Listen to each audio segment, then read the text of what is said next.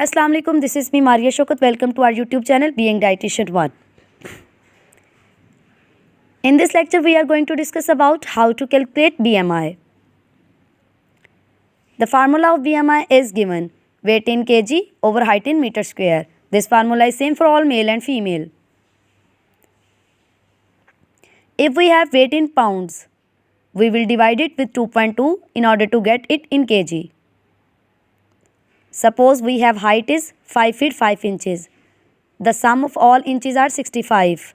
In order to get inches into meter, we will multiply inches with 0.0254. The square of meter is 2.72 meter square. By putting values into formula, we will get answer 22 kg per meter square, and this is considered as normal body weight. WHO normal values are given. Now calculate your own BMI and decide in which categories your BMI is falling. Either you are overweight, underweight or normal. If you like video, please subscribe our channel. Thank you.